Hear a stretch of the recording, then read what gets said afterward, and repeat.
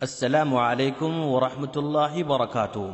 دوستو، ماہ سفر کا آغاز ہو چکا ہے۔ اس مہینے کے تعلق سے ہمارے معاشرے میں بہت ساری بدعقیدیاں پھیلی ہوئی ہیں۔ اسی پس منظر میں ہم کچھ باتیں عرض کرنا چاہتے ہیں۔ آپ جانتے ہیں کہ توحید اسلامی تعلیمات کا سرچشمہ ہے، جس کا مفہوم یہ ہے کہ اللہ تبارک و تعالی کو اس کی ذات و صفات اور ربوبیت و الوہیت میں ایک جانا جائے، اسی سے دل لگایا جائے، اسی پر بھروسہ کیا جائے، اسی سے ڈرا جائے، اسی کے سامنے ہاتھ پھیلایا جائے اور اسی کو نفع و نقصان کا مالک سمجھا جائے۔ جب توحید کے اس تصور میں کمی آتی ہے تو انسان کا رشتہ اپنے خالق و مالک سے کمزور پڑنے لگ جاتا ہے، اور اسی کے ساتھ بدشگونی، بدفعلی اور نحوست پیدا ہوتی ہے۔ بدشگونی یہ ہے کہ کوئی شخص کسی کام کے کرنے کا پختہ ارادہ کر چکا ہو، لیکن کوئی بات سن کر یا کوئی چیز دیکھ کر وہ کام کرنے سے رک جائے۔ بدفعلی کی یہ روایت زمانے قدیم سے چلی آ رہی ہے۔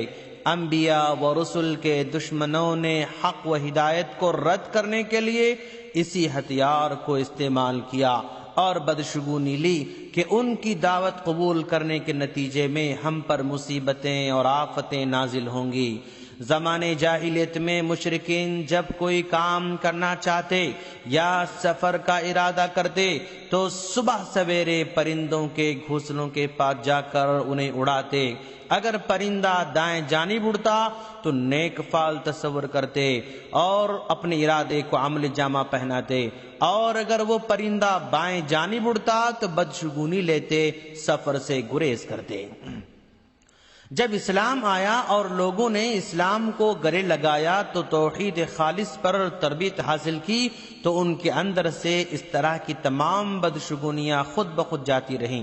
لیکن صد افسوس، جب قوم اسلامی تعلیمات سے دور ہوتی گئی اور غیر اقوام کی معاشرت اختیار کی تو ان کے اندر جہاں بہت ساری خرابیاں پیدا ہوئیں، ان میں بدشگونی کے جاہلی طریقے بھی پھر دوبارہ در آئے، جو در حقیقت بر صغیر ہند و پاک میں غیر مسلم معاشرت کے اثرات کا نتیجہ ہے۔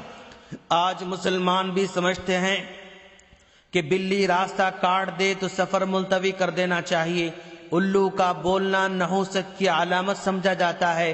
اگر بہو کے گھر آنے کے بعد سسرال میں کسی کے انتقال ہو جائے تو بہو کو منحوس سمجھا جانے لگتا ہے۔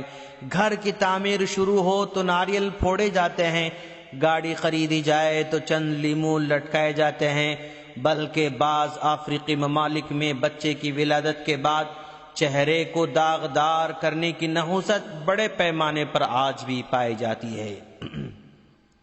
بعض علاقوں میں شب برات میں اچھی ڈشیں تیار کی جاتی ہیں اور تھالیاں نکال کر اس عقیدے کے ساتھ اندرون خانہ رکھی جاتی ہیں کہ مردے آبا و اجداد اس رات گھر تشریف لا کر کھانے سے تناول فرماتے ہیں، اور اگر ایسا نہ کیا گیا تو گھر میں نحوست داخل ہو جاتی ہے۔ بعض مقامات پر دنوں اور مہینوں کو منحوس سمجھا جاتا ہے۔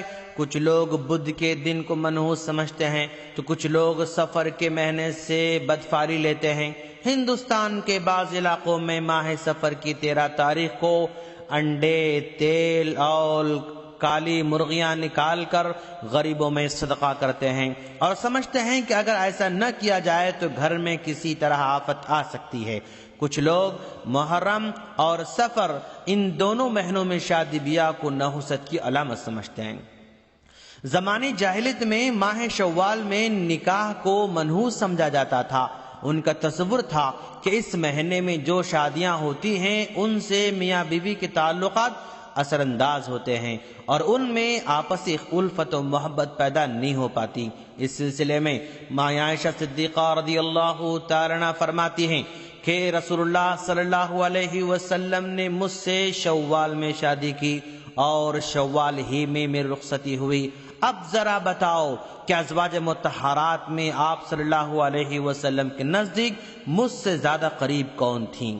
تو گویا ماں عائشہ صدیقہ رضی اللہ تعالی عنہ کہنا چاہتی ہیں کہ اگر یہ ماہ شوال میں نکاح ہونا نحوست کی علامت ہوتی تو پھر میری شادی، میرا نکاح ناکام ہو جاتا، لیکن سب سے زیادہ میرا نکاح کامیاب رہا۔ اور ماں عائشہ صدیقہ رضی اللہ تعالی عنہ کی خواہش بھی یہی ہوتی تھی کہ ان کے گھر کی ساری لڑکیوں کا نکاح ماہ شوال میں ہوتا رہے یا ہو جائے۔ تو دوستو، ہم اللہ سے دعا کرتے ہیں کہ باری تعالیٰ مسلم معاشرے کو بدشگونی جیسے بدعقیدگی سے محفوظ فرمائیں۔ السلام علیکم ورحمۃ اللہ وبرکاتہ۔